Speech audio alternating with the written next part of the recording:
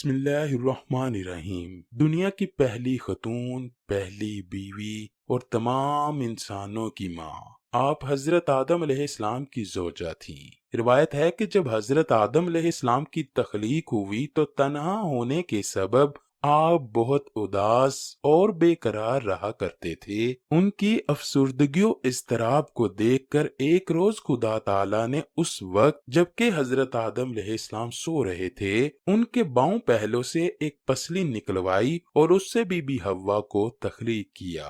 یہ پسلی نکالنے سے حضرت آدم علیہ السلام کو کوئی دکھ یا تکلیف محسوس نہ ہوئی۔ دکھ اور تکلیف نہ ہونے کا سبب علماء کی نگاہ میں یہ ہے کہ اگر ایسا ہونے میں حضرت آدم علیہ السلام کو کسی طرح کی ایذا پہنچتی تو ان کے دل میں بی بی حوا کے لیے ویسی محبت و اپنائیت پیدا نہ ہوتی جیسا کہ ہو گئی تھی۔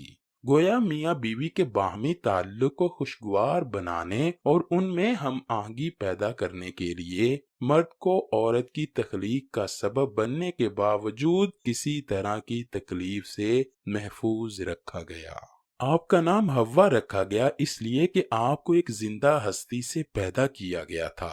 حضرت ابن عباس رضی اللہ تعالی عنہ کا خیال ہے کہ آپ کا یہ نام رکھنے کی وجہ یہ ہے کہ آپ ہر آدمی کی ماں ہیں۔ حق تعالیٰ نے بی بی حوا کے قلب میں خوبصورتی و خوبصیرتی کو یکجا کر دیا اور بعد ازاں حضرت آدم علیہ السلام کو نیند سے بیدار کر کے ان کی ملاقات بی بی حوا سے کروائی۔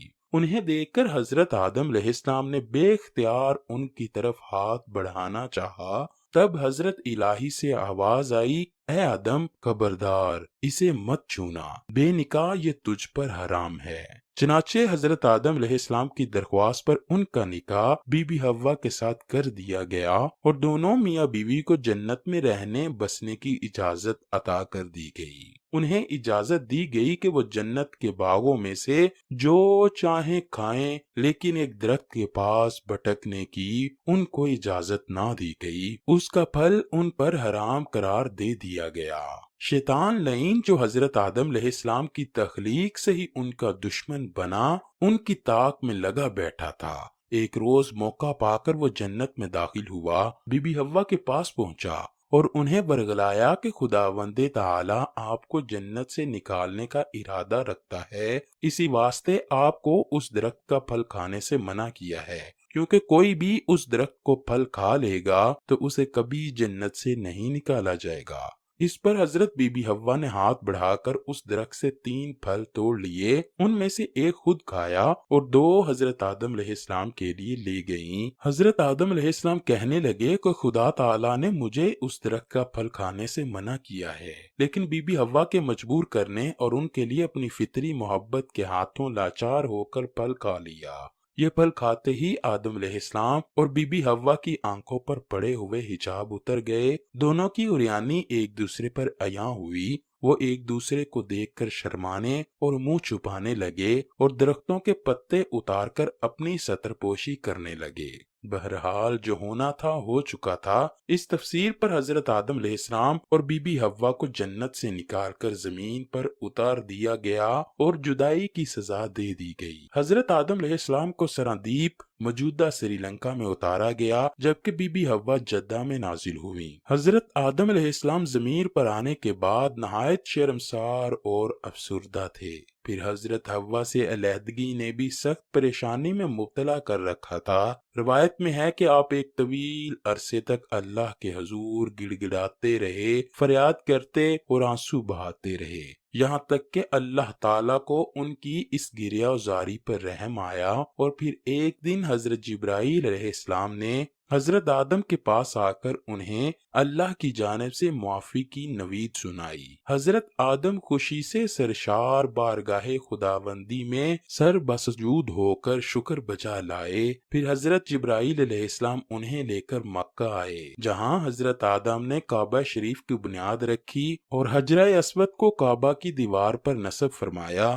پھر اس کے گرد طواف کیا۔ طواف سے فارغ ہو کر حضرت جبرائیل علیہ السلام انہیں جبل عرفات پر لے گئے، جہاں حضرت حوا تشریف فرما تھیں، لیکن طویل عرصے کی جدائی اور حالات نے بہت سے جسمانی تغیرات پیدا کر دیے تھے، चुनाचे दोनों एक दूसरे को पहचान ना पाए, जिस पर हजरत जिब्राईल अलैहिस्सलाम ने दोनों का तारुफ करवाया। चूंकि जन्नत में वापसी मुमकिन ना थी, इसीलिए हजरत आदम अलैहिस्सलाम को हुक्म दिया गया कि अब वो इसी जमीन को आबाद करें, यहाँ खेती बाड़ी करके अपने लिए रिस्क पैदा करें और अपनी औलाद से इस वीराने को बसाएं। हुक्म इलाही की तामील में हजरत आदम अलैहिस्सलाम और बीबी हव्वा जमीन पर जिंदगी गुजारने लगे और उस वक्त का इंतजार करते रहे कि जब खालिक हकीकी की तरफ से वापसी का इज़्न हो। हजरत आदम अलैहिस्सलाम और बीबी हव्वा ने अपनी औलाद को अल्लाह की अताअत और दीन हक पर कारबंद रहने की तालीम दी। फिर हजरत आदम अलैहिस्सलाम की वफात का वक्त आया और फरिश्ते घर में दाखिल हुए तो आप समझ गए। अपनी अहलिया हजरत हव्वा और अपने बच्चों से फरमाया कि तुम सब मुझे तन्हा छोड़ दो।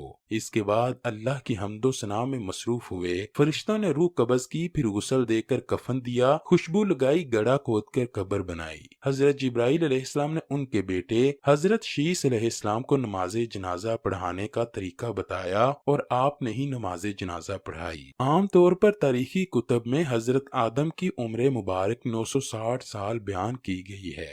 हजरत आदम को जबले अबू कबीस की गार में दफन किया गया, जिसको गारुल किन्स भी कहा जाता है। जबले अबू कबीस इस दुनिया का सबसे पहला पहाड़ है कि जिसके दामन में काबतुल्लाह है। उसी के दामन में मोहल्ला बनु हाशिम है और दारुल नदवा से लेकर बनु हाशिम के सारे घर जबले अबू कबीस के दामन में हैं। इसी जबले अबू कबीस के दामन में हजरत बीबी आमना का वो मुबारक घर है जहाँ हजूर नबी रहमत सल्लल्लाहु अलैहि वसल्लम की विलादत बासादत हुई। यहीं पर हजूर का बचपन गुजरा। इसी पहाड़ पर खड़े होकर हजूर अकरम ने चांद के 2 टुकड़े किए थे। यही वो पहाड़ है जहाँ हजरत आदम ठहर गए थे और इसी के पत्थरों को खाना काबा की तामीर में इस्तेमाल किया गया। इसी पहाड़ पर हजरत आदम की कब्र बनाई गई। नाजरीन गिरामी, हजरत आदम की वफात के ठीक 1 साल बाद हजरत बीबी हव्वा बीमार हुई। जब हजरत हव्वा बीमार हुई तो आपके बेटे हजरत शीस अलैहिस्सलाम समझ गए कि अब हमारी वालिदा के जुदा होने का वक्त आन पहुंचा है, क्योंकि उस वक्त बीमारियों का वजूद तो ना था। खैर 10 दिन हजरत हव्वा इसी हालत में रहीं और इंतहाई कमजोर हो गईं, यहाँ तक कि आप बिस्तर पर लेट गईं और चलने फिरने से भी कासिर हो गईं। आपकी तमाम औलाद आपके बिस्तर के गिर्द जमा हो गई। फिर हजरत हव्वा ने सबको बाहर निकाल दिया और तभी मलकुल मौत हाजिर हुए। आपकी रूह अक़दस कब्ज़ की और आपको जन्नती हूरों ने गुस्ल दिया और आपका नमाज जनाजा आपके बेटे हजरत शीस अलैहिस्सलाम ने पढ़ाया। जनाजे के बाद हजरत हव्वा को हजरत आदम अलैहिस्सलाम के पहलू में जबले अबू कबीस में ही दफन किया गया।